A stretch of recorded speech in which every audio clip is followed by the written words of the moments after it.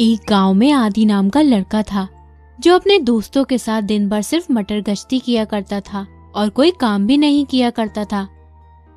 उसके बूढ़े माँ बाप उससे बहुत परेशान थे। वे उनकी कोई बात नहीं मानता था। अब मैं इस लड़के को कैसे सुधारूं? इस लड़के ने तो मेरी नाक में दम करके रखा है। लोग मुझे इस उम्र में पता नहीं क्या क्या सुना देते हैं। मुझे कुछ भी समझ नहीं आ रहा। ओ जी, आप इसकी शादी करा दे। जब इसके सर पर इसके परिवार का बोझ पड़ेगा ना, तो ये अपने आप संभल जाएगा। ठीक है, मैं इसकी शादी करा देता हूँ, पर देखना कहीं इसकी पत्नी से छोड़कर ना चली जाए। अरे ये तो एकदम निकम्मा है। आदि के पिता आदि की शादी पास ही के गांव की एक लड़की काजल से उसकी शादी करा देते हैं।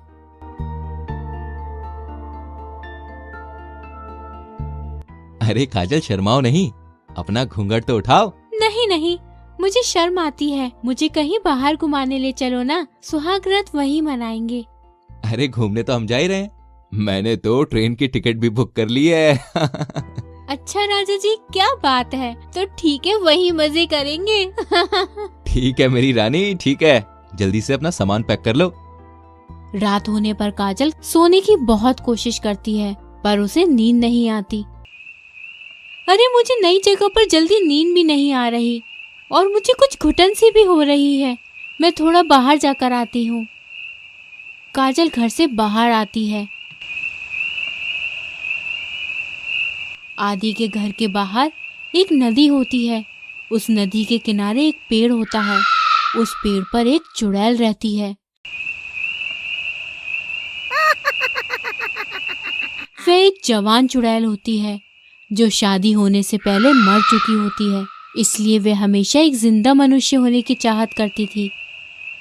काश मैं जिंदा होती तो मैं भी इस लड़की की तरह सुंदर दिखती और एक सुंदर लड़के से शादी करके खुशहाल जिंदगी गुजारती।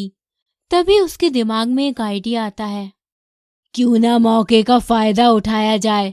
मैं इस लड़की के शरीर में घुस जाती हूँ और इस तरह मैं एक विवाहित जिंदगी गुजारने का सुख भी उठा सकती हूँ। ये सोचकर चुड़ैल काजल के शरीर में घुस जाती है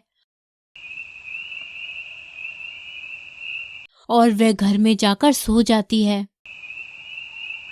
आखिरकार वो थी तो एक चुड़ैल ही। अचानक चुड़ैल को भूख लगने लग जाती है। अरे यार, ये क्या हो रहा है? मैं अभी अभी चुड़ैल से इंसान बनी हूँ। मुझे भूख लग गई है। अगर मैं ज्यादा देर भूखी रहूंगी तो मैं आदि को ही मारकर खा जाऊंगी। मुझे जल्दी से बाहर जाकर दूसरा शिकार ढूंढना होगा। ऐसा कहकर चुड़ैल अपने शिकार को ढूंढने निकल जाती है। तभी चुड़ैल को एक बकरी दिखाई देती है। चुड़ैल बकरी को उठाकर छत पर ले जाती है और बकरी को मारकर खा जाती है।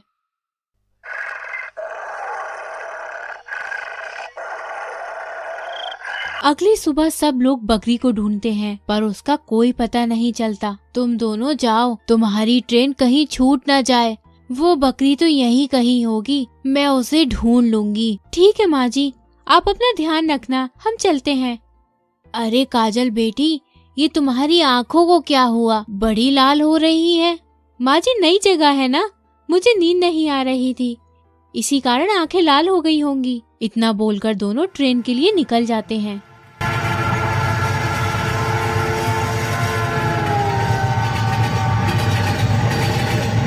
ट्रेन में काजल की बोगी में 3 मनचले आदमी आ जाते हैं जो काजल को छेड़ने लगते हैं। अरे यार, कितनी खूबसूरत लड़की है, बिल्कुल पटाखा लग रही है, पटाखा। तुम तो मेरी जान ही निकाल दोगी। जरा हम पर भी एक नजर डाल दो मेरी जान। वैसे तुम कौन सा साबुन यूज करती हो, जरा मुझे भी बता दो। अरे ओ चमक छल्लो, कब तक तुम चुप रहोगी? कुछ तो बोलो। वे सभी काजल को देखकर गंदे गंदे कमेंट करते हैं। ये सब देखकर आदि से रहा नहीं जाता। वे उठकर बोलता है, अरे तुम्हारे घर में माँ बहन नहीं है क्या? तुम्हारे अंदर कोई संस्कार नाम की चीज है या नहीं है? हमारे घर में माँ बहन तो है, पर कोई इतनी खूबसूरत गर्लफ्रेंड नहीं है।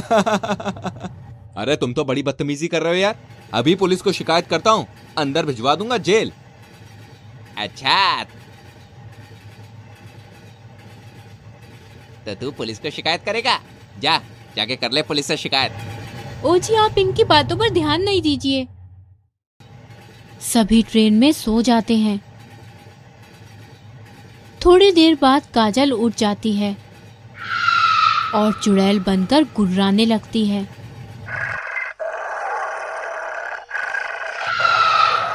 और उसे मार देती है और फिर वो दूसरे आदमी के साथ भी इसी तरह करती है। उनमें से एक आदमी चुड़ैल को देख लेता है और वो बहुत डर जाता है और डर के मारे कुछ नहीं बोलता। सुबह होते ही ट्रेन में हलचल हो रही होती है। काजल पूछती है, ओ जी क्या हुआ? अरे तुम्हें नहीं पता? अरे वो जो कल हमसे बदतमीजी कर रहा था ना, उसको किसी ने मार दिया। काजल को याद ही नहीं होता कि उसने ही ये सब किया है। अरे बाप रे बाप, ये सब क्या हो गया? तभी ट्रेन में पुलिस आ जाती है। क्या तुम में से किसी ने उस कातिल को देखा है जिसने कल रात उस आदमी को मारा है? एक रवि नाम का आदमी बोलना तो चाहता है, पर काजल की लाल लाल आंखें देखकर डर के मारे कुछ नहीं बोलता।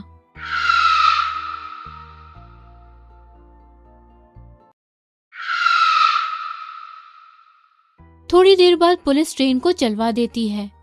आदि जब वॉशरूम जाता है तो वहाँ रवि आकर बोलता है, भाई साहब देखो, हमसे जो गलती हुई उसके लिए मैं आपसे माफी मांगता हूँ, लेकिन मैं आपको बता दूं, आपकी पत्नी एक चुड़ैल है। अरे ओ, क्या बकवास कर रहे हो तुम ये? तभी काजल वहाँ आ जाती है। क्या हुआ जी? अरे कुछ नहीं, ये आदमी पागल हो गया, ये कह रहा है कि तुम चुड़ैल हो। काजल मन ही मन बोलती है, इस कमबख्त ने मुझे देख लिया। थोड़ी देर बाद स्टेशन आ जाता है। काजल और आदि ट्रेन से उतर जाते हैं। काजल, तुम यहीं रुको, मैं अभी तुम्हारे लिए कुछ खाने को लेके आता हूँ। आदि खाना लेने जाता है। मैं इस लड़के को नहीं छोड़ सकती हूँ, ये मेरा सच जानता है। काजल ट्रेन में जाकर चुड़ैल बनकर उस आदमी को मार देती है। सभी लोग चुड़ैल को देखकर भागने लगते हैं। तभी वहां पुलिस आ जाती है और काजल को पकड़ती है। तभी चुड़ैल पुलिस को उठाकर जमीन पर पटक देती है। इधर आदि खाना लेकर आ जाता है तो देखता है कि सभी लोग इधर उधर भाग रहे हैं। तभी उसे एक आदमी दुकान की तरफ बुलाता है। अरे भाई साहब, क्या हुआ? ये सब लोग इस तरह से क्यों भाग रहे हैं? अरे सामने देखो, वहाँ एक चुड़ैल है। तभी चुड़ैल काजल के रूप में आ रही होती है। अरे बाप रे बाप, मैं तो मर गया, ये तो मेरी पत्नी है। ये चुड़ैल कैसे बन गई? अरे इसके अंदर चुड़ैल आ गई, अब मैं क्या करूं? अरे तुम स्टेशन के पास मंदिर से गंगा जल लेके आओ और काजल के ऊपर छिड़क दो, तभी ये भागेगी। आदि गंगा जल लाकर छिड़क देता है। चुड़ैल जब काजल के शरीर से निकल जाती है, कुछ याद नहीं होता। अजी क्या हुआ है ये? कुछ नहीं मेरी जान, कुछ नहीं।